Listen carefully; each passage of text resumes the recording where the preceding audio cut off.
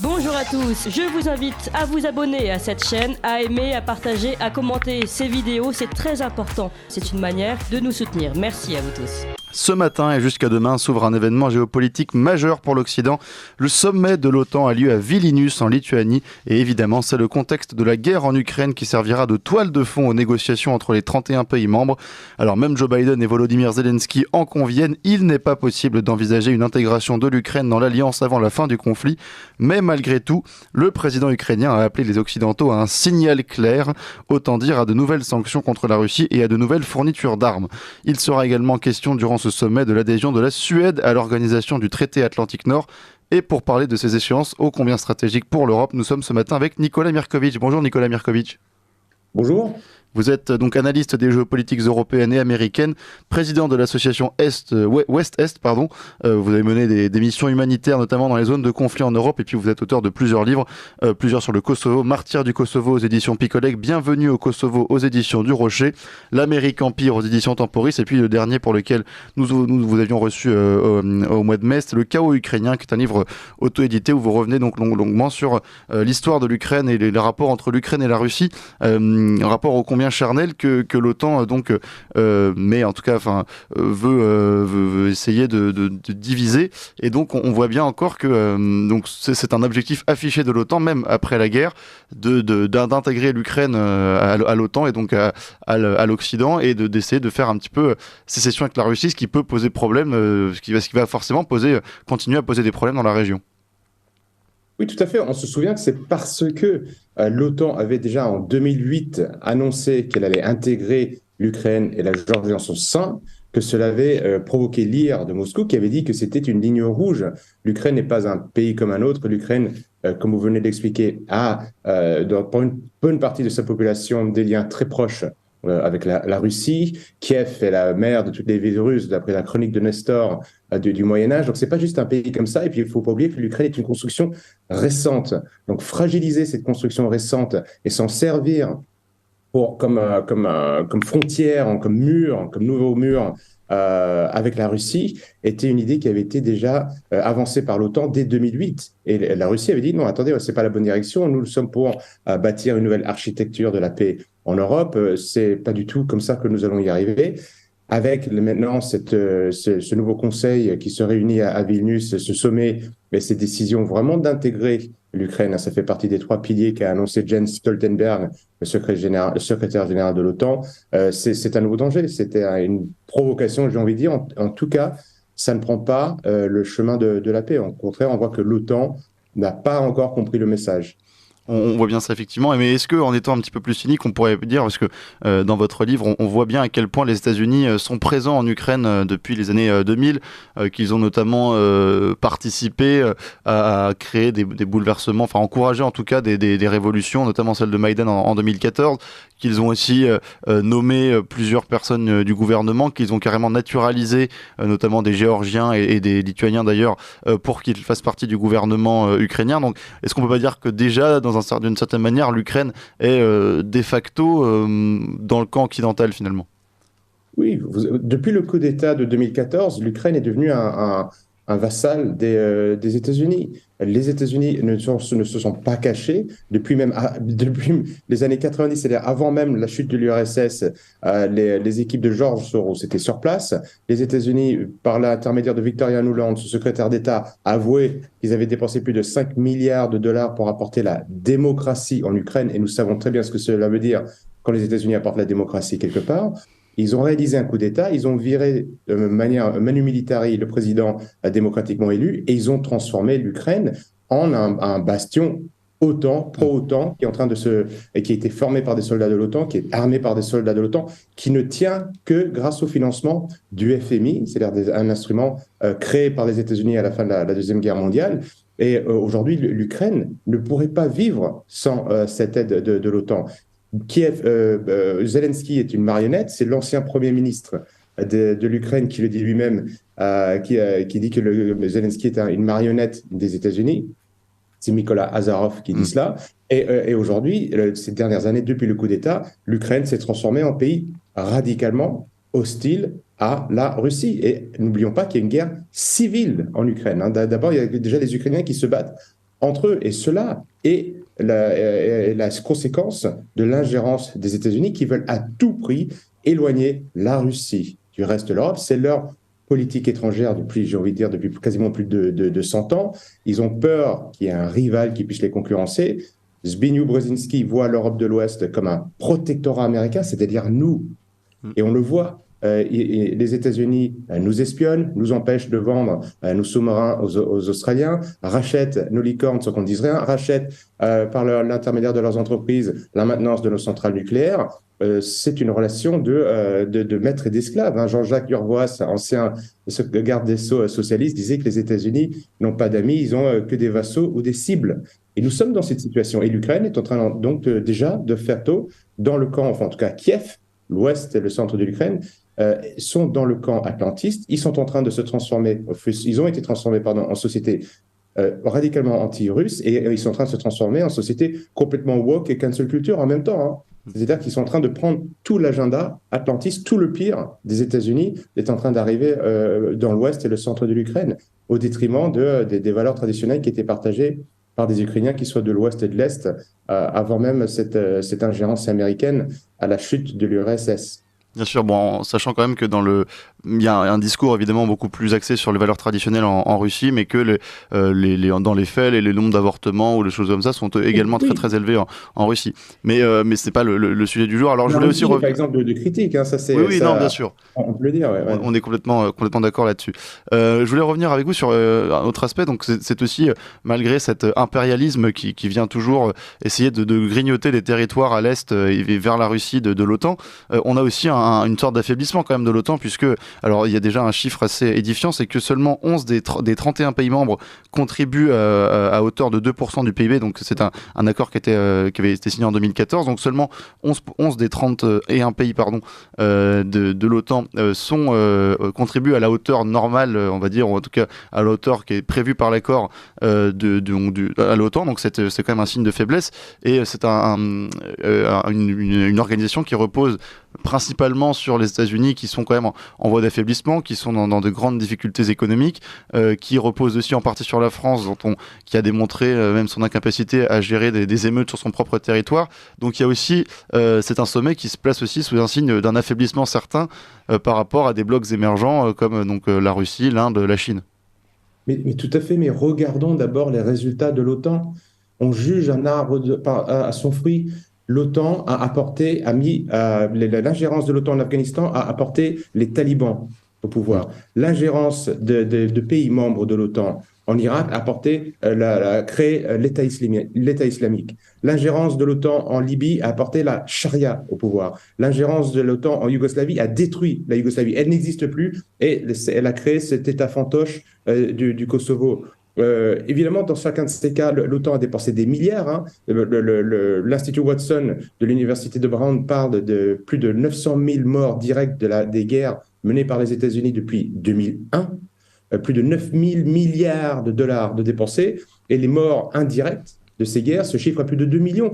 Ça, c'est les chiffres de l'OTAN que personne ne rappelle. Des millions de morts, des milliards de dépensés pour le complexe militaro-industriel dont le président Eisenhower nous avait mis en garde dès les années 60. Et aujourd'hui, cette alliance, qui a semé la zizanie, qui a été accusée, dont des membres ont été accusés de terrorisme par le Parlement européen, évidemment, ça a été suivi, il n'y a pas eu de suite, veut apporter la paix en Europe. C'est complètement orwellien comme discours. Et comme vous le disiez il y a quelques instants, les États-Unis vont très mal, l'Occident va très mal, socialement, économiquement, spirituellement. Et on ne voit pas comment cette alliance pourrait défendre la paix en Europe. Elle n'a pas été capable de défendre la paix nulle part dans le monde, bien au contraire.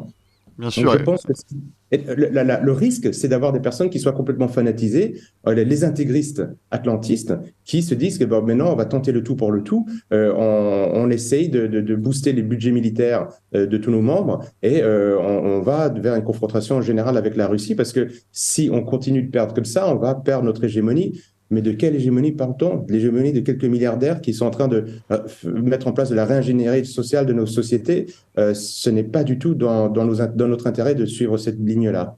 Oui, et puis on peut aussi se dire que si l'objectif est affiché d'intégrer l'Ukraine à l'OTAN, mais qu'il ne peut pas être fait durant un temps de guerre et de conflit, mais qu'il doit quand même être fait le plus rapidement possible, eh ben, la seule issue un petit peu promue par l'OTAN, c'est effectivement une confrontation de plus en plus directe avec la Russie. Exactement. Aujourd'hui, malgré les milliards, je vous rappelle que le budget de l'OTAN pour l'Ukraine est supérieur au budget militaire de la Russie.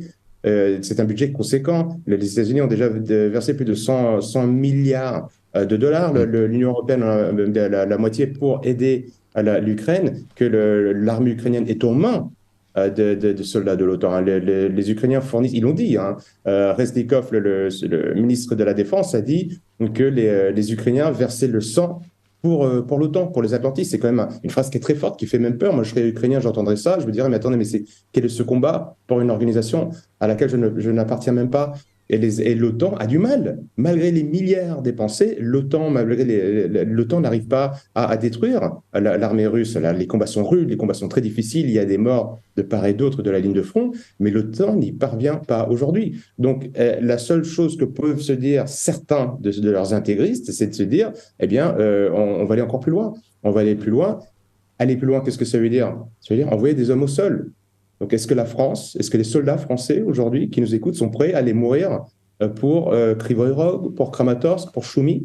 Est-ce que ce sont les valeurs des soldats français qui sont en jeu? Est-ce que ce sont les valeurs de la France, tout simplement, qui sont en jeu dans ce combat?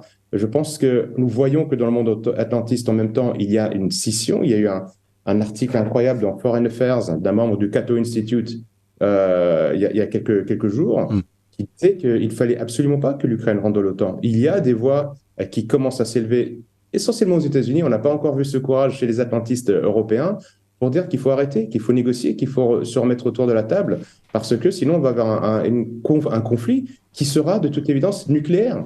L'OTAN contre la Russie, la Russie et l'un des deux camps appuiera sur le bouton et tout le monde perdra. Oui, on a tout à perdre effectivement à aller à cette course aux armes. Un autre objectif affiché de ce sommet de l'OTAN, c'est l'intégration de la Suède. Alors la Turquie serait en voie de lever son veto sur l'adhésion de la Suède à l'OTAN. Alors la Suède qui est quand même un pays qui est connu pour sa politique de non-alignement, qui est un petit peu la Suisse de la Scandinavie, c'est-à-dire qu'elle a toujours refusé de s'impliquer dans des guerres. Qu'est-ce que ça dit quand même qu'un pays qui a une doctrine aussi pacifique veuille aujourd'hui, en tout cas, doivent choisir son camp? Est-ce que c'est aussi révélateur d'une fracture de plus en plus ouverte entre l'Occident et le reste du monde? Oui, c'est une fracture qui est flagrante. Déjà, c'est très triste pour la Suède. Je pense que c'est très important que dans le monde dans lequel nous vivions, il y ait des havres de paix, ou en tout cas, il y ait des pays neutres. On sent qu'il y a un lobbying incroyable des atlantistes, de l'OTAN, pour faire tomber la Suède dans l'escarcelle atlantiste.